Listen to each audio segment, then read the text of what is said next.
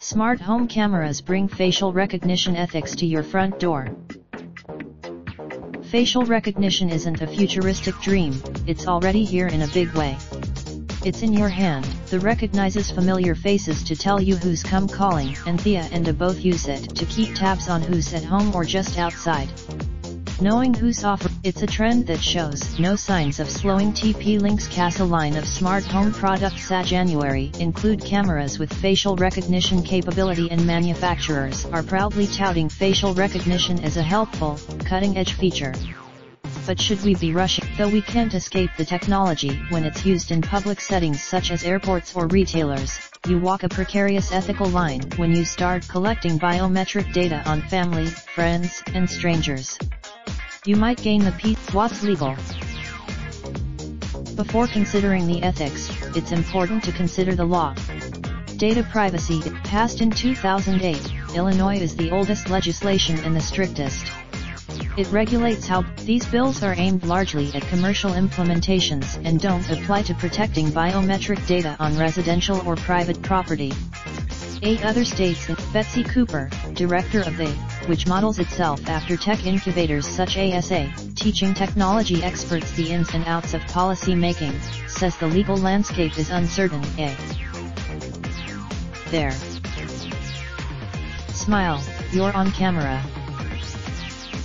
Cooper says that when capturing other people's biometric information, it isn't just about what's legal or illegal. When a homeowner at there. For Cooper, the issue extends into what the device manufacturer does with the biometric data of your loved ones and guests. That means it's up to, when considering a product, carefully read the terms and conditions and have a grasp of what happens to the video, images, and facial data captured by your device in order to use it responsibly. It's not an easy Nest, for example, warns in its privacy policy that facial recognition responsibility lies squarely on the consumer. Depending.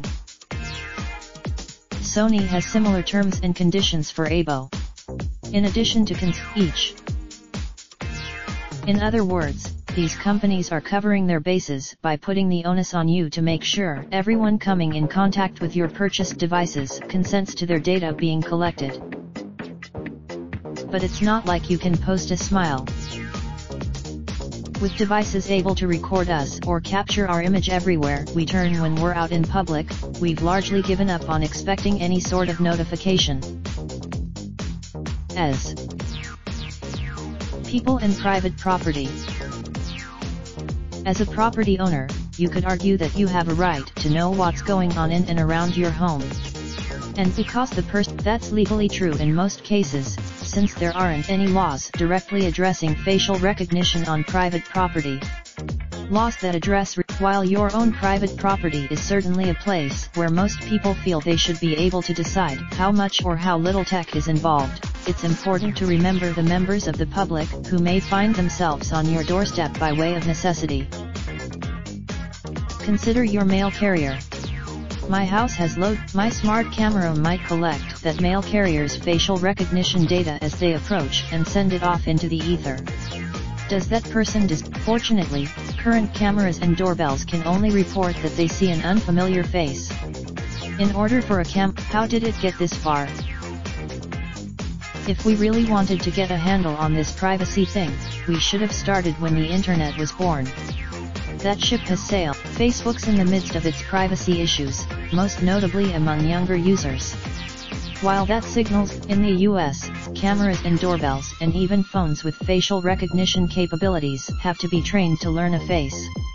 There's no nation. While the Department of Homeland Security, the new Real ID system, is not creating a national database, it probably isn't too difficult for the federal government to access that state-level data. What if one day where that leaves us? At a minimum, we need to make smart purchasing decisions when it comes to data collecting devices. Yes, maybe it's just my belief in the golden rule, or maybe it's a sense of foreboding about what the future might hold. but I think we have a responsibility to ourselves and the people interacting with our devices to know what's happening to our data and be clear about how we're using it in our daily lives.